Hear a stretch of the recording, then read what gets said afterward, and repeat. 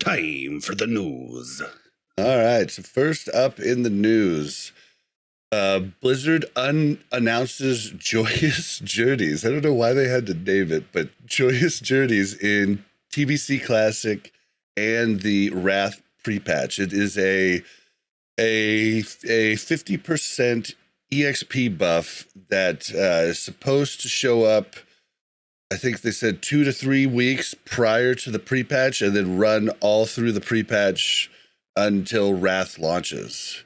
So I don't know if there's any other pertinent information. It looks like just a straight up from all sources, you killing mobs or quest EXP, a 50% bump. And then also it'll be even like, and then when you go into the pre-patch at TBC, it also makes 60 to 70 shorter too. So it's going to be a pretty big buff. What do you guys think of this? Are they releasing Death Knights in pre-patch? Do we know yet? Yes. Yeah, they are. And so they'll get this buff too? Yes, yeah, they should be getting yeah. that buff to level quicker. I think it's a really good thing because as we're about to find out too, they're nerfing one of the most popular ways to level, which is, I think that there's something inherently unethical about nerfing the most popular way to level and then selling a boost without an alternative being offered. That's a good point. So as much as I think it's kind of like not a classic WoW thing to include this sort of thing, you know, it's I got it for Season of Mastery. I think this is normally, I would think this is pretty weird and dumb, but since they're selling boosts anyway, I guess I don't really care. It's kind of like they may as well give an alternative to just buying a boost on multiple accounts. Let me tell you, the Season of Mastery where the leveling was like 100% speed or whatever it was, that was glorious. It was pretty fun. Like I did not feel like I did not quest. I felt like I quested a lot. And it was just a great pace. Yeah, So I think it's... Sorry. Go ahead, Melderon. Yeah. I was just wondering if this affects the fresh servers. No. Oh, It no, does. no. Wait, it does? It does. Yeah, they even say it right in the you're right. right in the blue They post. do. That was what I was going to bring up if nobody else did. There is some controversy over that because I can't speak, but I know there's definitely people that like it and don't like it, but I can't speak to like what the majority is. I haven't checked out enough YouTubers polls and all that. Right, because the fresh servers are going to be coming out when the pre-patch comes out, right? Yep. So Yeah, they'll get so- like 3 weeks to a month of it, and they talk about, they phrase it as a good thing for people to catch up and be able to interact with those pre-patch only events where you can get the axe that you could play as a guitar and all that. So the one thing I would say, I would give advice to Blizzard that if they do, like I said, they are doing it for the new servers, that they should probably go ahead and, I think it's better for them to wait to let other people into those servers. And, so a lot of people are probably going to be making those characters, and, we know now that you have to make a level 55 first to even make a DK on those fresh servers. So, if they have that now, plus they're able to get, more people up to level 70. The thing I was worried about is, knowing that there would be a lock on transfers and stuff, would they allow more people, would like more, boosters and gold sellers be flocking to that server? So, there are definitely like positives and negatives to it, but I don't know. I don't know. I think one of the big things about Fresh is, to have that whole new experience to yourself and kind of have it as something that's special. So I think there's definitely positives and negatives to it. But now that the Midsummer Festival is out now, if anyone's like trying to level right now, you have the Midsummer buff, XP buff, and then you'll have this buff coming up as well. So if you were planning on leveling a character now on a server that's already out there, I would definitely say, start now, and then when that buff comes out, you'll have a lot of XP boosting. Yeah, I worry about the fresh servers. I talked about this last week. I just worry with them opening them up in pre-patch rather than opening them up just day one of Wrath. I feel like you're going to get a lot of people that are going to want that first month fresh feel and then just pop out and go back to their regular servers. Yeah. Whereas if it launched day one, it would only be the people that really want to play it. But, yeah.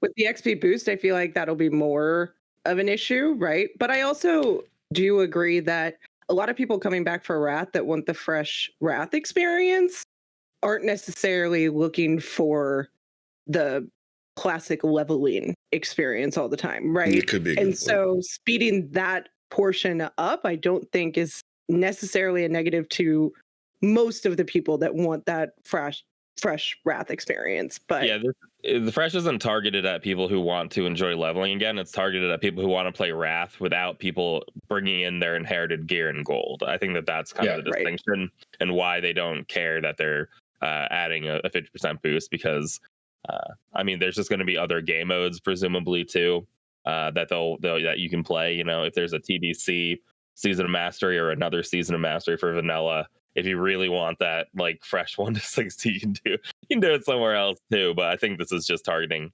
especially players coming back. I'm sure they're hoping that there's going to be a big player boost from Wrath veterans, because that was when things were really popping off for WoW. But I know like my friends would be like, well, everyone's rich and geared right now. I'm going to come in and have nothing. It's just not going to be as fun. That's a little bit of the disconnect though, right? I think in a lot of people's head, fresh is like being able to interact with the world, doing the low level professions and stuff like that, at least in the current classic community. But it does feel like Blizzard's targeting it towards like private server players and stuff like that who want to play Wrath on a not like economy that shot or people in full Sunwell gear. It's like two different target audiences, I guess.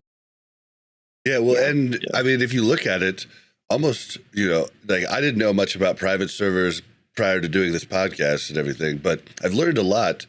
And one thing I have learned is I'm pretty sure almost all of the Wrath private servers have been sped up XP gains. Like, if not all of them. Like, yeah, I exclusively played vanilla private servers. Def, you played TBC. Was TB sped up? Yeah, there were some ones that were sped up a little bit. I think there were. So I'm trying to remember when I played on Warmane, if Warmane was sped up. I think it was a little bit. So I remember there were like some private servers that were like, hey, we're 1x, and they were popular because I think Light's Hope was 1x, right?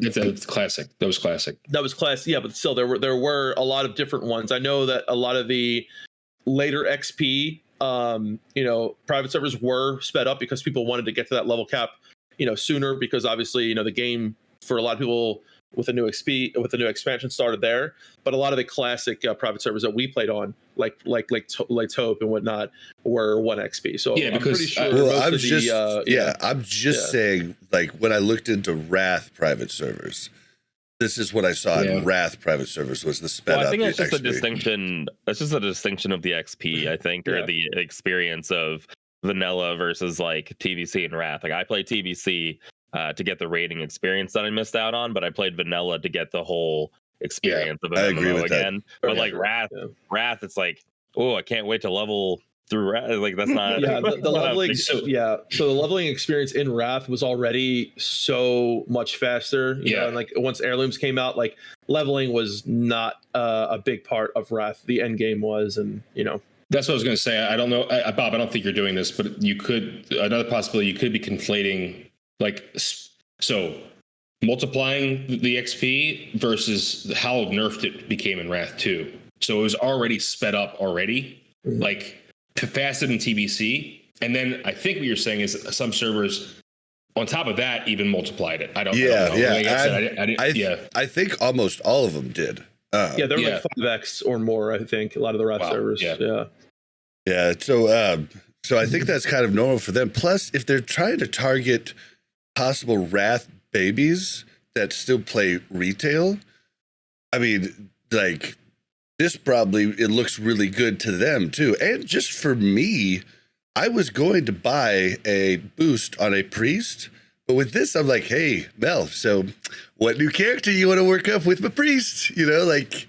it just incentivized me to be like, I can work up another character. Yeah, I think in some ways it was a response to some of the backlash of the boosting. It's like, hey, here's a way where you can kind of level up a character and not have to give us money. obviously the booster is going to be faster no matter what, because you can still get the 50% at a level 70 boost. Or actually, is the boost all the way through? No, just to, a 70. It stops at 70, right? Okay. Yep. So yeah, so either way, you know what I mean? You're going to have someone 1 to 70 a lot quicker, or someone you can just buy one. But I think it is a little bit of a direct response to some of the backlash from the boost, from, you know, the negative backlash that Blizzard has been getting from the boosting. It makes the money boost feel like less extortion. Yeah. That's good news for people who want to change their environment, I think, right? So again, you know me, I'm usually totally against all this shit, but coming from a position where I don't care, like it doesn't affect me right now. I think it's great, especially if someone, you know, doesn't have a home, right? They can be like, hey, oh, wow, I can get up really fast. I can boost or I can boost or I can level really quickly and have a totally different experience in Wrath. And I think that's really good. And, you know, people like myself who are planning on swapping mains, right? So like I, you know, had started leveling a paladin, but I didn't, you know, get him all the way up there. Now you have the Midsummer Festival, which is a big XP boost, and now you have this coming up soon. So you have a lot of people who want to play something different in Wrath. You know, the classes change immensely in Wrath, so there's a lot more, you know, flexibility with that as well. I know. What should I level, guys? Yeah. Come on, tell me. What should I level with my boost here? Shadow Priest. I already have a priest. I already have a priest. That's right. That's Warlock. probably... There you go. Go Affley Warlock. Affley Warlock's a lot of fun. Oh, Warlock. You might actually really like Warlock, Mel. No. Thank you very much for checking out Warcraft Reloaded podcast. Make sure to like and subscribe and hit that bell so you don't miss any future content.